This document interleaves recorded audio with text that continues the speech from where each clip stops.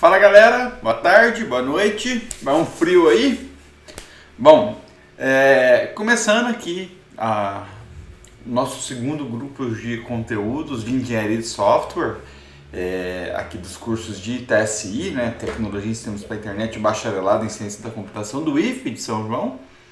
Nós vamos começar a ter a quebra de paradigma, a gente vai começar a entender como funcionam as metodologias ágeis, o que elas vieram lidar, que de certa forma os processos tradicionais, RUP, Cascata, modelo evolucionário, eles tinham dificuldade, né? Então, nós começamos o curso de engenharia de software conversando bastante sobre esses processos, aí nós entramos numa sequência de conteúdos que de certa forma faz uma transição entre os tradicionais e os ágeis, porque são aplicados em ambos os processos. Então, aquela engenharia de requisitos, as técnicas de estimativa, as modelagens, né, por UML, isso daí ele é independente de processo e é válido. Então, a gente não pode jamais desconsiderar quando a gente estiver conversando agora da metodologia ágil. Então, eu vou começar, essa aula ainda nós não vamos ver nenhuma metodologia.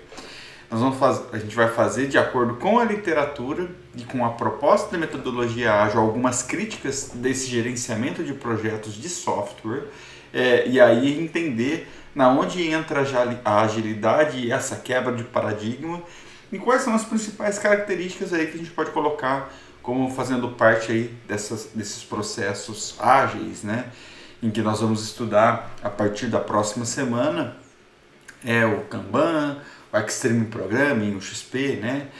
A metodologia Lean da Toyota e finalmente encerrando o curso aí com o Scrum, talvez o principal aí, né? Bom, de maneira geral, algumas questões que a gente pode destacar do gerenciamento de projetos que utilizam processos tradicionais é que o fato deles serem orientados a processos, os processos eles são nitidamente bem definidos e eles são definidos de tal forma para garantir a qualidade do produto, só que isso de certa forma traz uma rigidez, a gente notou isso naquela sequência de atividades que vinham, né? E de certa forma a rigidez não lida muito bem com mudanças de requisitos, isso pode atrapalhar um pouquinho, né? Esses processos eles são preditivos de maneira geral, eu estou falando dos tradicionais aqui, né? Isso daí quer dizer o quê? Que cada etapa ela é baseada nas suas etapas anteriores e isso tem muito sucesso, principalmente quando os requisitos são estáveis, eles são bem definidos. Só que mais uma vez a gente pode pensar que isso burocratiza um pouquinho o trabalho, né? A gente sobrecarrega o desenvolvimento, porque o desenvolvimento pode ser que tenha que lidar com várias questões e demorar para colocar a mão na massa ali e trabalhar efetivamente e prejudicar aí a velocidade de entrega do projeto. E de maneira geral, o gerenciamento de projetos ele lida aí tem uma resistência de certa forma grande com mudanças de requisitos, mudanças de cronograma da equipe, então eles acabam não lidando muito bem com isso e eu acredito que tenha ficado claro lá atrás, né? Algumas particularidades aí desses gerenciamentos de projetos que seguem processos tradicionais é que é difícil ver o progresso, né? Existe aí a característica da invisibilidade, né? O progresso ele não é visto imediatamente. É claro que internamente para a software house que lida ali com o processo, a gente consegue acompanhar a evolução. Mas do ponto de vista do stakeholder, que não tem muitas vezes o feedback da software house, isso daí vai parecer que o projeto está parado. Isso não é visto de bons olhos, né? O que traz aí uma certa complexidade em gerenciar todas essas questões. E eu acho que fica claro que a mudança ela tem que ser bem vista, né? A mudança ela tem que ser algo que nenhum cliente muda um projeto porque quer.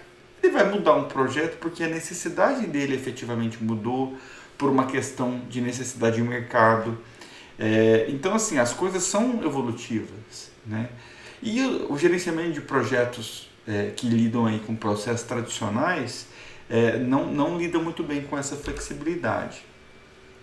A gente tem uma certa dificuldade também de antever as funcionalidades que vão ser entregues. E as necessidades, elas surgem muitas vezes durante o desenvolvimento. Na hora que a gente vê as coisas acontecendo, a gente começa a perceber questões que em muitos momentos a gente não tinha nem tido a oportunidade de pensar sobre aquilo, né? E então, assim, a gente, de certa forma, a gente fala que as nossas necessidades junto aos stakeholders, elas vão amadurecendo dentro do ciclo de vida ali. Então a mudança, ela se torna inevitável. E pelo fato da mudança se tornar inevitável, os processos tradicionais também não lidarem bem com isso, é onde surgiu o gatilho para que surgissem uma nova leva aí de metodologias de gerenciamento de projetos, né, de processos de desenvolvimento de software, que a gente chama aí de metodologias ágeis, né? E aí, eu acho que a primeira discussão que a gente tem que fazer é o que significaria essa questão da agilidade. O que é ser ágil, né? Porque ágil, muitas vezes a gente pensa que é a ideia de ser rápido, de ser desembaraçoso, que é uma qualidade de quem é veloz, o Usain Bolt ali da vida. Mas para nós, a agilidade, tem que ficar muito claro isso para vocês, porque se justifica o grupo de processos ágeis, que é a capacidade de ser rápido, sim, mas ser rápido respondendo às mudanças. Então a mudança passou a ser bem vista para nós agora, numa metodologia ágil. Nós não vamos criar caso, a gente lida com esse cenário que de certa forma ele é mais desafiador, porque a gente está permitindo um diálogo constante com o cliente para ter mudança, e a gente tem que ser ágil, a gente tem que ser rápido em responder às mudanças, seja uma mudança de tecnologia, uma mudança de equipe, uma mudança de requisitos, não importa, né? Então a nossa ideia é entregar valor para o cliente quando a gente lida aí com essa imprevisibilidade e dinamismo de projetos. Então essa é uma nova filosofia que a gente está empregando aí, né? Isso pode parecer, né, como um problema, que pode aparentar que usar metodologias ágeis seja indisciplinado, né? Pode ser um negócio meio louco, meio bagunçado ali. E em muitos casos não é só aparência. E eu não sei se vocês conseguem perceber isso, mas geralmente isso acontece porque quando a gente fala de metodologia ágil, a galera muitas vezes confundem ser ágil com ausência de documentação. E não é verdade. O fato da gente ser ágil ainda traz a necessidade de documentação. Mas, obviamente, ter o software funcionando, ele é muito mais importante do que ter uma documentação robusta, tanto que a gente vai ver isso ali no Manifesto Ágil daqui a pouco, né? Mas nunca a gente pode confundir a agilidade com a ausência de documentação. Então, para criar aí essa nova cultura no cenário de gerenciamento de projetos de software, em que a gente lida melhor com as mudanças, criou-se o que a gente chama aí de Manifesto Ágil, que está disponível nesse link aqui. E nesse manifesto tiveram aí grupos lá, depois vocês entram no link, tem grupos aí de pessoas que trabalharam em conjunto dentro da área de engenharia de software para tentar definir valores que são mais importantes em relação a outros valores. Então, aqui do lado esquerdo, no slide, a gente tem o que eles destacaram de ser mais importante em relação a coisas que estão aqui do lado direito, que são as questões menos importantes. E eu costumo dizer que trabalhar com metodologia ágil é mais uma mudança cultural do que qualquer outra coisa. São essas preocupações que vêm à tona. Então, eu acho que vocês vão acabar percebendo isso ao longo do tempo. Mas olha só que legal. As pessoas da equipe e a interação entre essas pessoas, ela é mais importante do que ter processos bem definidos com ferramentas a serem seguidas.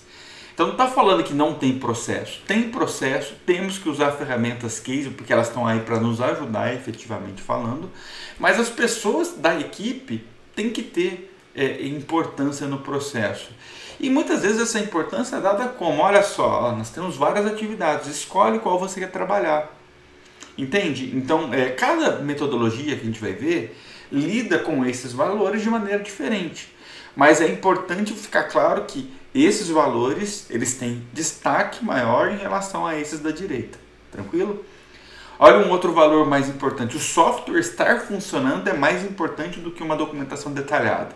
Não quer dizer que não exista documentação. Existe sim documentação. Mas eu entregar o software palpável lá para o usuário poder utilizar, ele é mais importante. Você colaborar com os nossos clientes é mais importante do que negociar contrato. Então aquela questão de ter o cliente na sua equipe para discutir, para evoluir ideia, para verificar se o que a gente está fazendo está atendendo às suas reais necessidades, ou seja, colaboração, é mais importante do que o cliente ser aquela pessoa que simplesmente vai lá na nossa equipe para sentar numa mesa, discutir valores, cronograma. É claro que a gente tem que fazer isso. Puxa vida, nós somos uma software house, a gente depende disso. Mas de forma alguma, essa vai ser a única atribuição. A gente tem que trazer ele para o time. Inclusive tem metodologia ágil, como o XP, o Extreme Programming, que ele considera o cliente como sendo um membro da equipe. Olha que legal. O Scrum, por exemplo, ele não considera, mas existe uma pessoa da equipe, que é o PO, o Product Owner, que ele é pago pela software house, mas ele representa o cliente. Então ele é como se fosse a interface direta com o cliente. Então percebe que a gente começou a ter uma preocupação maior com os stakeholders, com os nossos clientes. Então, questão de valores. E por último, e talvez o mais importante, porque é o que se justifica aí essa criação desse novo grupo de processos de desenvolvimento, o fato de responder rapidamente às mudanças é mais importante do que seguir um plano. Seguir um plano muito bem. Eu tenho que ter plano no ágil? Obviamente eu tenho que ter um plano, eu tenho um cronograma para entregar. Mas eu não vou seguir ele à risca. Se eu perceber alguma necessidade de mudança ao longo daquele planejamento, isso tem que ser visto com bons olhos. Eu vou mudar porque é necessário, né? Então esses são os valores. Além disso, existem então dentro desse manifesto ágil 12 princípios que destacam mais detalhadamente esses valores que eu resumi no slide anterior. Então eu vou passar rapidamente aqui, mas confesso que eu gostaria muito de discutir bem detalhado cada um deles. Então não deixam de fazer isso, tá? Só não vou fazer isso para não ficar muito maçante aqui a nossa aula, tranquilo? Então o primeiro manifesto é que a gente vai ter aí a maior prioridade quanto à satisfação do cliente. E a gente vai satisfazer ele liberando o nosso software mais rapidamente. Segundo, a gente vai receber bem mudanças de requisitos. Cliente muda requisito por necessidade, não é por um desejo pessoal. Obviamente a gente tem que controlar isso, mas a gente, como princípio ágil, nós vamos receber bem. Chegou para a gente uma necessidade para trazer uma vantagem competitiva para o cliente, é isso, e acabou. Mesmo que a gente esteja em estágios tardios de desenvolvimento, perceba que não tem aí, olha, eu vou receber mudança até tal data. Não existe isso. É necessário mudar? Vamos mudar. Nem que se a gente tem que aumentar um pouco a entrega. Ou entregar um pouco menos. Terceiro princípio, liberar software frequentemente. Isso aqui é muito importante. É aquela questão da gente fazer o agrado para o cliente e ele acompanhar que a gente está conseguindo evoluir quanto àquele contrato, aquele valor que ele está investindo na nossa software house. Então liberar aí com intervalos de pelo menos 2 semanas, que é o que se considera um período mínimo aí para entregar algo de valor, até poucos meses, não entregar apenas lá no final, né? Vocês vão perceber que cada metodologia ágil lida diferente com essa questão. Manter as pessoas ligadas ao negócio e os desenvolvedores trabalhando junto. Eu não sei se vocês se recordam, mas lá nos processos tradicionais, geralmente era o gerente ou o analista que conversava ali com o cliente. Aqui não. Aqui qualquer um pode conversar. Muitas vezes o fato de eu, desenvolvedor, conversar direto com o cliente, sendo que eu tenho essa habilidade, esse know-how de como manter um diálogo, tirar dúvida, vai agregar muito mais, vai resolver muito mais rapidamente as dúvidas que podem surgir aí ao longo do desenvolvimento. Trabalhar com indivíduos motivados, olha que legal. Tem um princípio que está falando daquela questão de ter valor às pessoas que trabalham.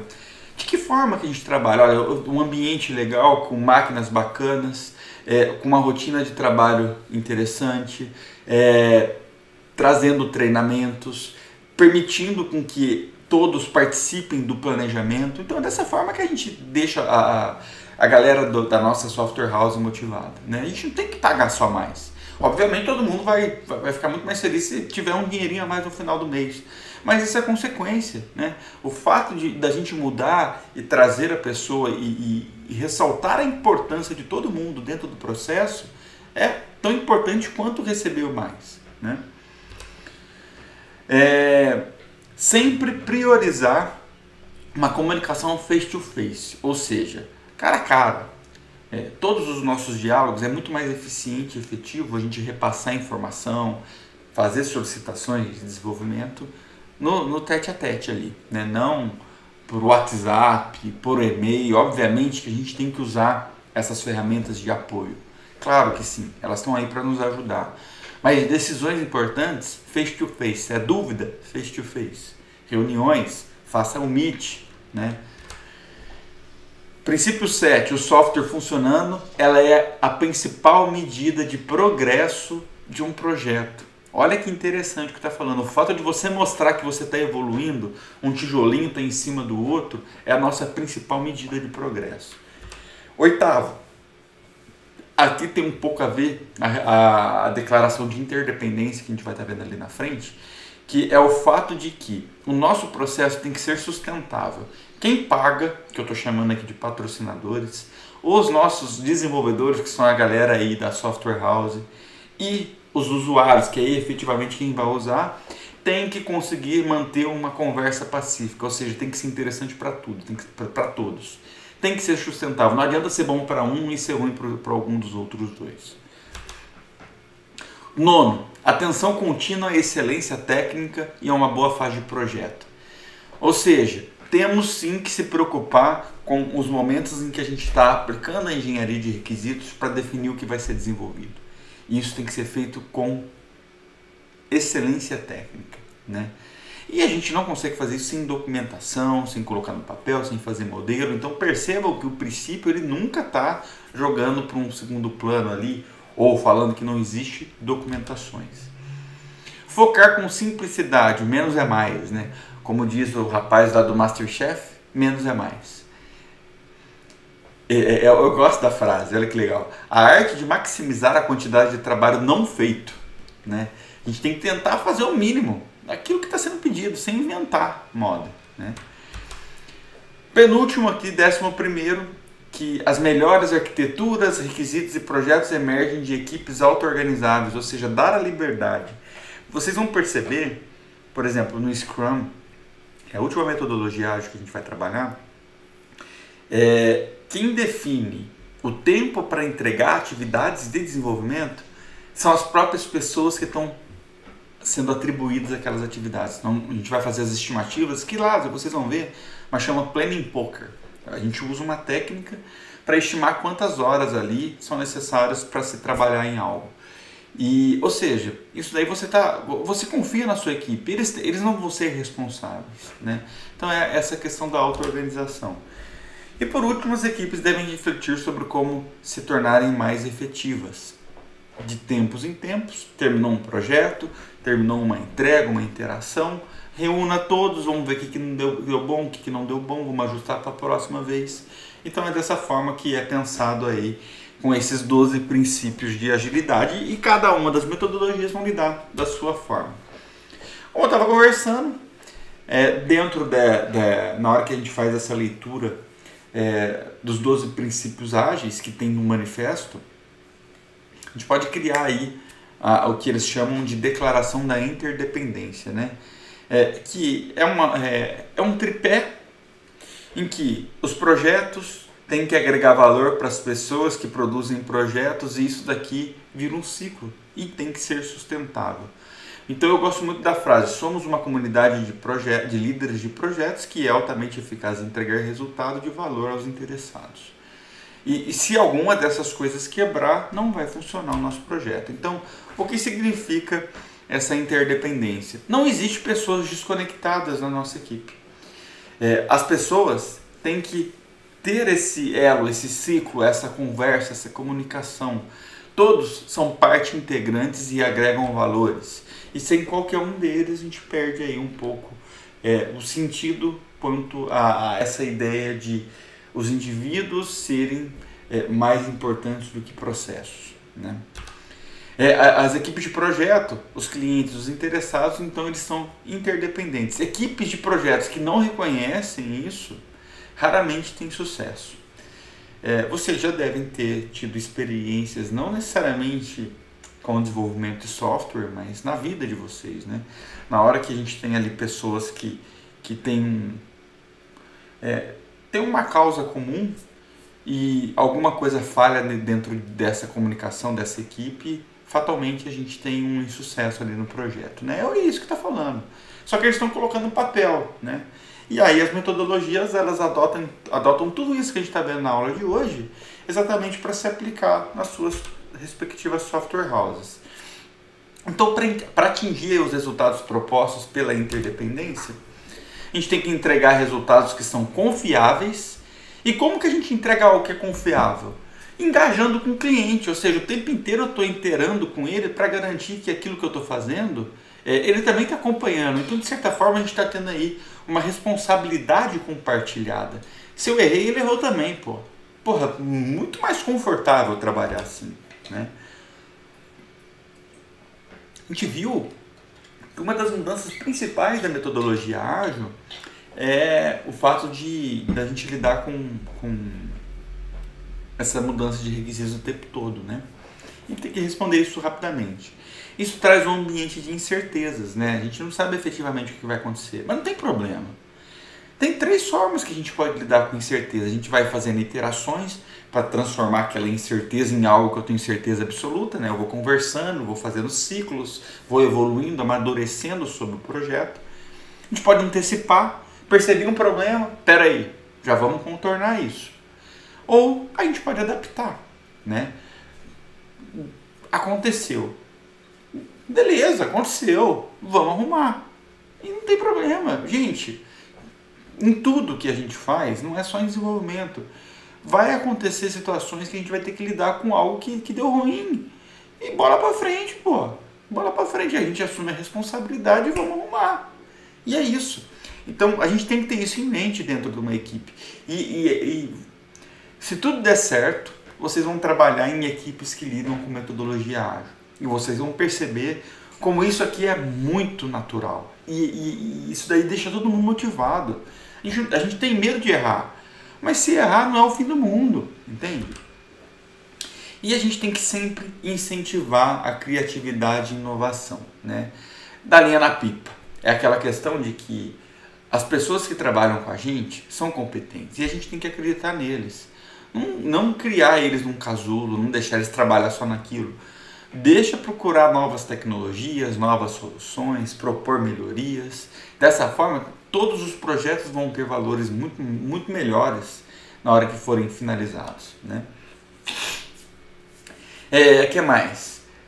A gente vai impulsionar aí o desempenho cobrando o grupo por resultados. Ou seja, existe uma responsabilidade compartilhada. Se não conseguimos cumprir um prazo, não é culpa da pessoa, é culpa do grupo. Então, todos têm que se ajudar, né? Então, assim, obviamente, eu não estou falando aqui de questões de RH, desempenho, não é isso que a gente está falando, né? Aqui a gente está falando sobre o ambiente em que a gente tem um desenvolvimento de software. Quando a gente tem problemas de entrega, por exemplo, a culpa não é de uma única pessoa, a culpa é do grupo que não soube se organizar. A gente está dando liberdade para a auto-organização, não é verdade? E a gente melhora aí a efetividade, né, e a confiabilidade através de estratégias, processos, práticas que são específicas para cada situação. Então perceba que processos nunca vai deixar de existir. Puxa vida, nós não somos malucos dentro de metodologia ágil, né? Pensando aqui que a gente está conversando sobre isso. Mas isso daí não vai ser aplicado a todas as situações. Para cada situação a gente vai ter alguma coisa melhor para ser aplicada. Então houve, eu acredito que vocês tenham percebido, uma quebra de paradigma. Nos gerenciamentos tradicionais, os projetos, eles detalhavam profundamente os requisitos que auxiliavam ali em definir um planejamento para a gente entregar os produtos para os nossos clientes. Então, muitas vezes a gente fala que em processos tradicionais, a gente trabalha com a abordagem BRUF, que significa Big Requirements Upfront, ou seja, a gente vai lidar com os grandes requisitos primeiro. Isso é um dos maiores erros que os processos tradicionais geralmente cometem. Aqui eu tenho uma pesquisa de 3 anos atrás, nós estamos em 2021, que ela mostra, dada as funcionalidades de projetos que são entregues aos clientes, quantos por cento daquelas funcionalidades são utilizadas ou não. E é assustador. 45% das funcionalidades do projeto nunca são utilizadas, 19% raramente, 16% às vezes, 13% frequentemente e 7% sempre. Então, no final das contas, só essa fatiazinha aqui, ó, que tem 36% é o que importa, se vocês forem parar para pensar. Então, lidar com grandes requisitos no primeiro momento, sem se preocupar ali com a necessidade, com o engajamento com o cliente, pode nos levar a entregar projetos que tenham fatalmente muitas funcionalidades que não vão ser utilizadas. Então, é com isso que a gente quer lidar. Nós não queremos essas fatias de pizza tão grande com algo que não vai ser utilizado. Então, quais são as implicações de se utilizar aí da abordagem BRUF? A gente vai acabar criando planos de projeto precocemente detalhados, que a gente não precisa ter esse detalhamento tão cedo. Isso vai nos levar a querer gerar estimativas de tempo para entregar o projeto precisas muito, muito cedo. E se a gente não lidar com a questão da mudança de requisitos, que acontece a qualquer momento, isso daqui pode ser um problema, né? E no final das contas, tendo um plano precoce e estimativas precisas bem antes do que deveria, o fato da gente lidar com mudança, a gente vai ter que lidar aí de maneira catastrófica, né? A gente vai acabar tendo que atuar depois que acontecer um BO, né? Então, a quebra de paradigma que a gente geralmente coloca quando a gente sai de um tradicional para o ágil é que existem 4 métricas, que são elas: qualidade de produto, o escopo, que são os requisitos, o prazo, né, quanto ao cronograma, e o valor, que é o custo. Essas são as 4 métricas que a gente trabalha, independente do projeto, seja usando aí uma metodologia tradicional ou uma metodologia ágil. E qual que é a quebra de paradigma? O tradicional, por seguir um plano, ele tem um escopo muito bem definido, que não muda. E aí a gente tem estimativas precisas para entregar um prazo. O prazo também não muda. E pelo fato de eu ter um plano e um cronograma, eu tenho um custo que também não muda. Se alguma coisa der errado e eu não posso mexer com essas 3 variáveis, o que vai ser afetado no tradicional? A qualidade. O ágil, ele já não pensa assim. O ágil, ele prevê que os requisitos mudem. Porque ele quer garantir que o que a gente está lidando com o nosso cliente sejam requisitos atrativos para ele no momento de trabalho dele ali. E eu quero garantir com qualidade, a entrega com qualidade. Então o escopo, que são os requisitos, eles mudam. Isso daí não vai mudar na qualidade, nem no preço e nem no prazo, porque o prazo do projeto sempre é o mesmo, né? Mas pode ser que bata num prazo e eu vou entregar menos coisa, porque eu tive que lidar com mudanças de requisitos para aquele cliente. Então, essa é a principal quebra de paradigma. Então, para resumir a figura e vocês entenderem depois, o que está separado aqui é o que sofre impacto, é o que altera. E o que está engajado aqui é o que a gente não muda. Então, eu perguntaria, todos concordam com essa mudança de filosofia? Eu tenho certeza que sim. O que a gente não pode se iludir é se no tradicional era realmente assim. Eu acho que isso aqui depende muito da forma como a gente aplica processos, né? Então tem muita empresa que usa aí processos tradicionais e isso daqui não é verdade, né? A gente está falando da proposta, né? Da ideia que esses processos tradicionais nos trazem, que aí sim, ok. Mas obviamente cada equipe, como ele tem a liberdade de adaptar o processo à sua empresa, eu tenho a impressão de que equipes de software houses ali que têm sucesso não necessariamente seguem dessa forma. né? Bom, então, indo aqui para os finalmente da aula, eu acredito que ficou claro quais são as principais críticas que a galera do ágil faz para a galera que são tradicionais. Ficou claro também o que significa a agilidade, que é responder rapidamente a mudanças. Ficou claro o princípio, né, aquilo que é mais importante para o ágil em relação aos tradicionais, né? E ficou claro a mudança de paradigma. Então agora nós vamos conversar sobre características genéricas de qualquer processo ágil de desenvolvimento de software. E aí, a partir da próxima semana, a gente vai conversar sobre cada um dos processos efetivamente falando, tudo bem?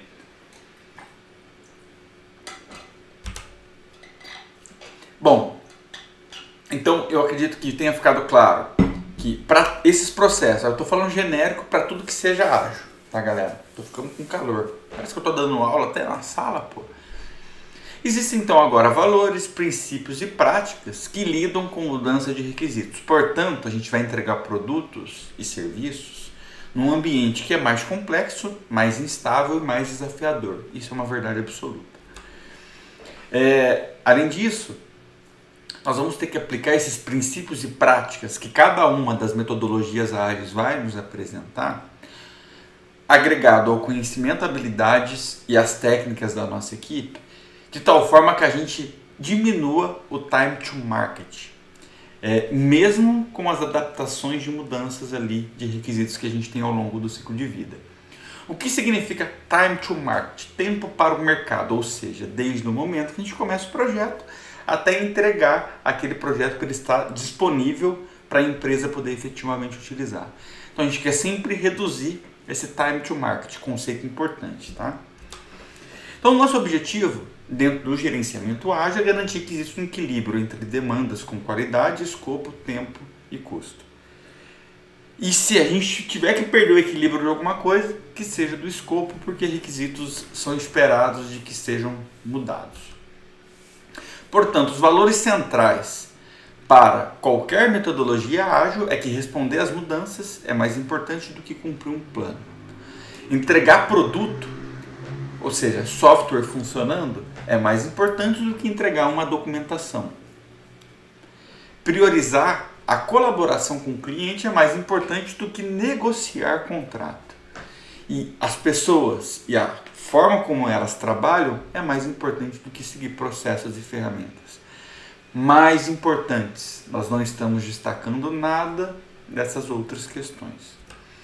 Então, os nossos principais objetivos são inovação contínua.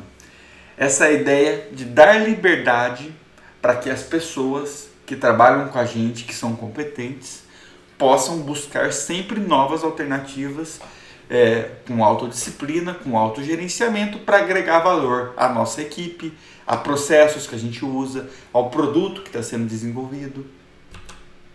Eu vejo, fazer um comentário em off aqui, tem muitas empresas, por exemplo, a própria Ticket, a Embraer que eu trabalhei, eles me davam um período por semana, eu fazia na segunda-feira à tarde, o meu mestrado, na época o doutorado.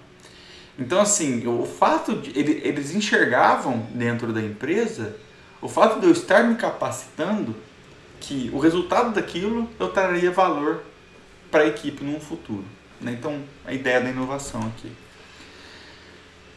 O nosso objetivo também é a adaptabilidade de produto, ou seja, as nossas necessidades mudam, o nosso produto ele tem que ser adaptável aí ao longo do tempo. A gente tem que ser receptivo. A gente não vai ficar putão, não. Mudou requisito e bola para frente, né? Temos sempre como objetivo reduzir o tempo de entrega para o nosso cliente. Isso daí a gente, de certa forma, dá um feedback quanto ao investimento que ele está fazendo na software house. Temos que ter a habilidade de adaptar processos e pessoas. E isso não seja algo que nos gere problema, nos gere transtorno internamente. E a gente tem que entregar resultado confiável. O produto, o software funcionando, ele tem que ser o mais próximo possível do que o cliente queria. E uma das formas de a gente fazer isso é engajando com os nossos clientes, eles participarem do processo.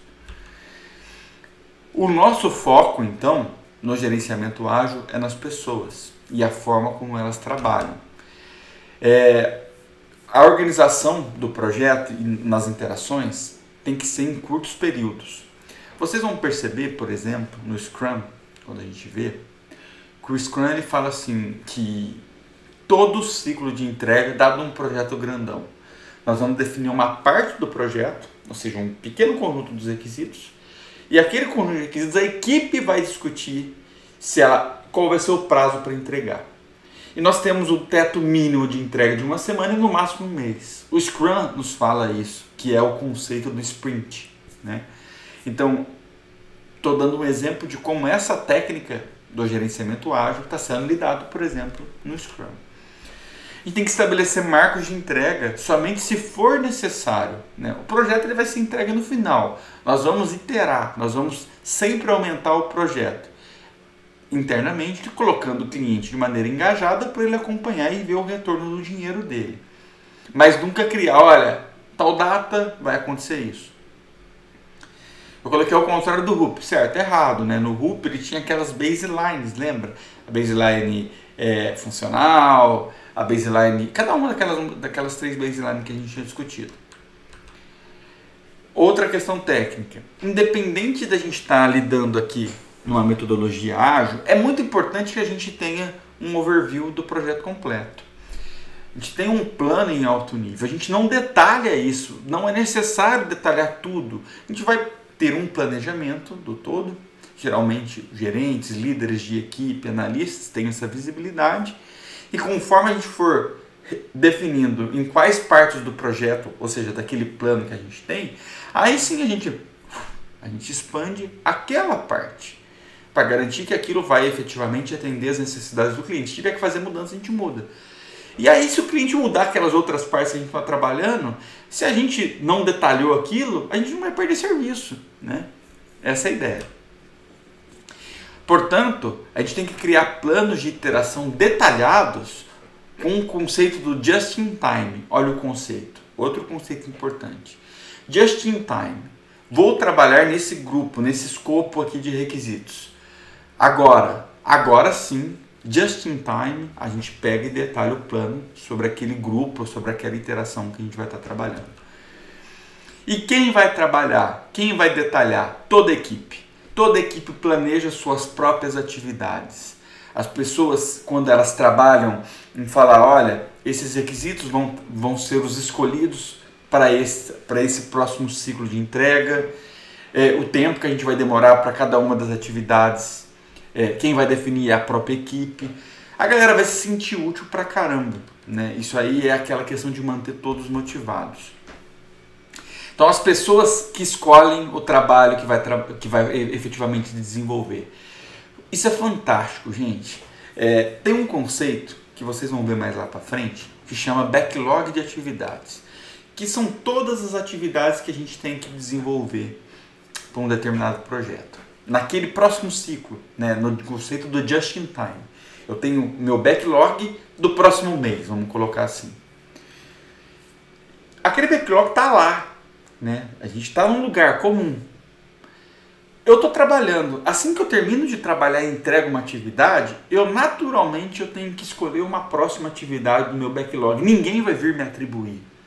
A gente tem que cumprir como equipe aquelas atividades, então cada um pode ter a liberdade de escolher a sua própria atividade. É isso que está falando aqui como técnica no gerenciamento ágil.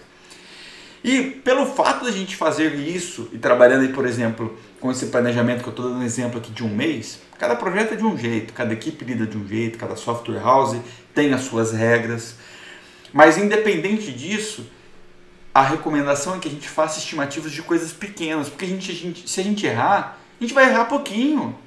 Imagina você querer planejar, estimar 1 ano, 2 anos, 3 anos. Eu já cometi esse erro, né?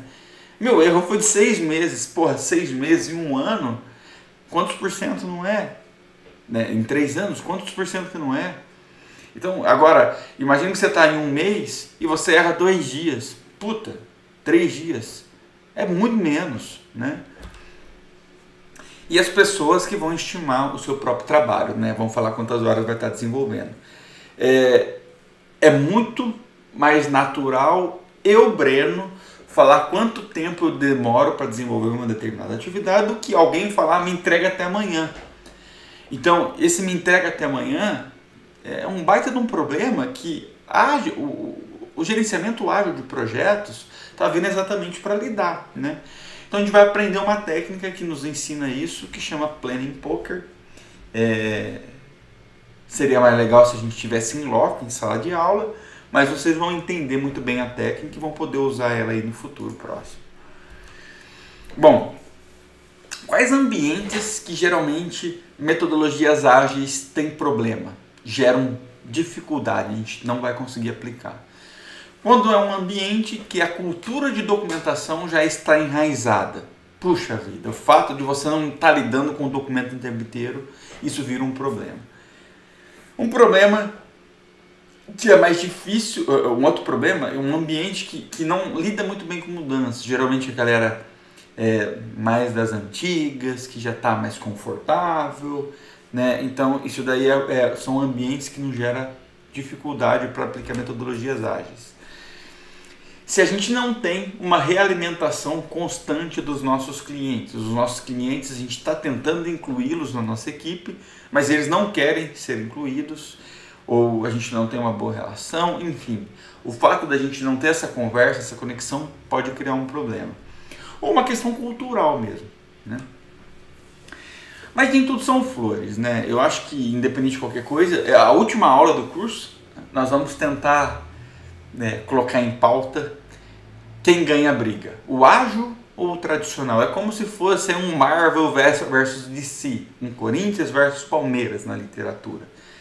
E eu acho que para nós que estamos aprendendo, a gente não está aqui para escolher um lado. O importante é a gente ver pontos positivos e negativos de todos os lados. Saber aplicar dada uma realidade de uma software house que a gente vai estar trabalhando, né? Mas a gente vai colocar isso em pauta. Mas então, eu estou aqui vendendo um peixe, né? Estou ensinando o ágil, não quer dizer que eu sou ágil, né? Nem tradicional.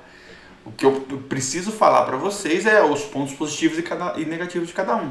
Então, falando aqui de críticas que a gente pode fazer, ou seja, que são deficiências da metodologia ágil, que geralmente a galera confunde a agilidade com a falta de documentação e isso traz um problema muito grande para a equipe, né?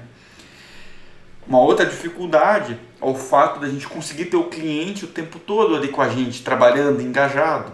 Puxa vida, se o cliente não quer isso, né? O cliente tem a vida dele para tocar na empresa dele, né? Mas se ele percebesse a importância dele estar mais engajado com a gente, isso daí agregaria muito mais valor. Mas gera-se uma dificuldade o fato da gente não ter ele no nosso local de trabalho. É muito difícil, do ponto de vista burocrático, administrativo, trabalhar com contratos que aceitem o escopo variável, ou seja, aquela questão de que os requisitos são mutáveis e pelo fato da gente estar dando a liberdade do cliente evoluir a ideia dele ao longo do ciclo de vida, de desenvolvimento daquele produto, pode ser que a gente não entregue tudo o que ele está pensando, né? Dado um prazo, porque a gente tem que ter contrato. Isso daqui era um problema 10 anos atrás, hoje já está mais natural, né? Mas mesmo assim ainda existe uma certa dificuldade. Outra deficiência, a gente precisa de colaboração e confiança entre equipe e cliente. O fato da gente estar trabalhando com um ambiente de auto-organização, de liberdade, de inovação contínua, a gente tem que ter essa confiança. E uma questão que a gente vai discutir mais para frente, profundamente, é que uma das técnicas que surgem com metodologias ágeis é o conceito do pair programming, programação em pares. Ou seja, duas pessoas trabalhando numa única atividade. Nós vamos conversar sobre isso, eu não vou detalhar agora, tá? Procurem aí, Pair Programming, que é proposto pelo XP, que é o Extreme Programming. Mas muitas empresas costumam criticar o fato de eu ter duas pessoas, dois salários vinculados a uma única atividade, sendo que eu poderia ter duas atividades. Então tem aí uma crítica quanto ao custo-benefício em cima dessa técnica. Nós vamos conversar sobre isso depois, mas eu já preciso aqui apontar como uma deficiência. Bom, quanto ao ciclo de vida de qualquer processo ágil, vocês perceberam lá que os tradicionais, cada um tinha um ciclo de vida, né? O cascata, o evolucionário, o prototipagem evolutivo, o espiral, o RUP. Os processos ágeis, eles trabalham todos eles com o PDCA, que é Plan, Do, Check and Act. Vou fazer um comentário aqui em off. Quando eu fui fazer minha entrevista na Embraer, eu passei por 2 diretores, 2 níveis de direção, até efetivamente ser contratado.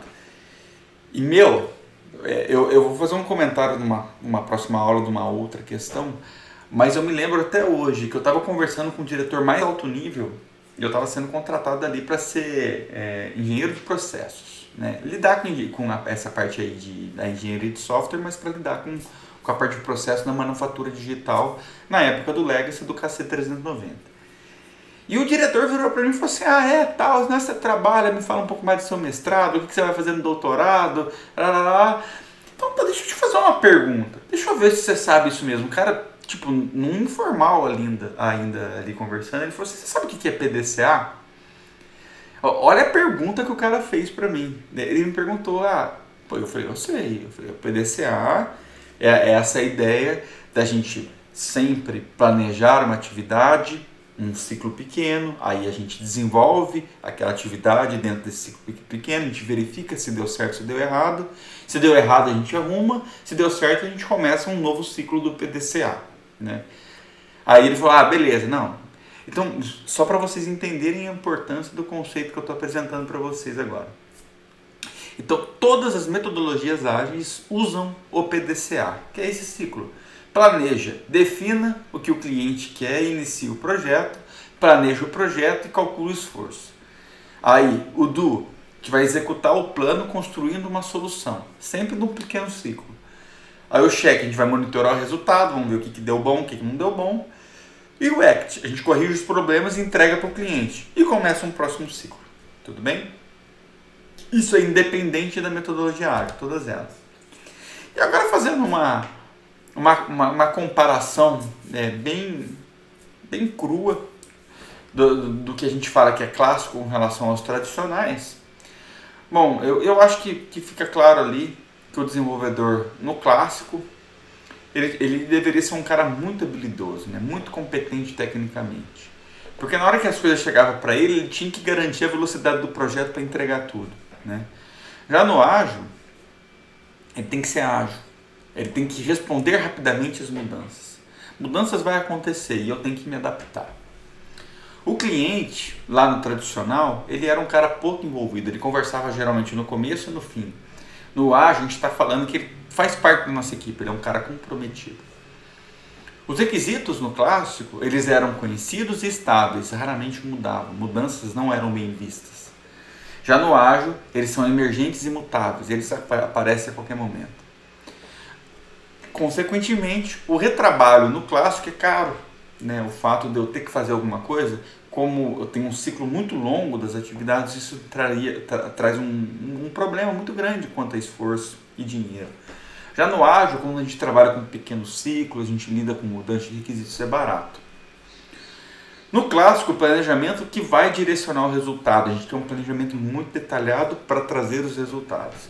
No ágil, o resultado direciona o planejamento. Você faz e conversa sobre o próximo ciclo, e conversa sobre o próximo ciclo, e assim vai indo. Aqui, o clássico, o foco é para grandes projetos, no ágil é para projetos de natureza exploratória e inovadora. Isso já não é verdade, né? Eu não gosto dessa informação, eu preciso deixar porque a literatura deixa, mas tem projetos gigantes de empresas muito grandes, Google, Toyota, enfim, GM, que trabalham aí com ágeis e entregam projetos muito grandes. E no clássico o objetivo era controlar em busca de alcançar algo planejado, e no ágil o objetivo é simplificar o processo, né? Eu costumo questionar essa tabela. Vou dar um único exemplo e depois vocês questionam outras questões aí. Você imagina o seguinte, no ágil, para o cara responder, o desenvolvedor responder rapidamente a mudanças, você concorda que ele tem que ser habilidoso? Então assim, eu acho que uma coisa não muda a outra, sabe? Eu acho que a tabela é interessante para a gente perceber as principais diferenças, mas eu não lido isso aqui como sendo verdade absoluta, né? E gente, era isso.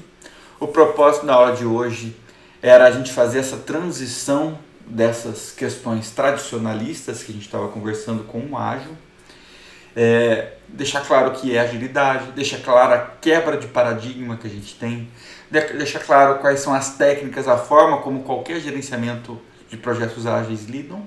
E a partir então da semana que vem, a gente vai conversar sobre cada um dos processos novos ali, ágeis que existem. E no final, a gente vai colocar na balança. Vamos tentar discutir pontos positivos e negativos de cada uma delas. Tá bom, gente? Se tiverem qualquer tipo de dúvida, também nos nossos plantões semanais, mandam nos fóruns de discussões, enfim, tamo junto. Valeu, boa semana de estudo aí pra vocês.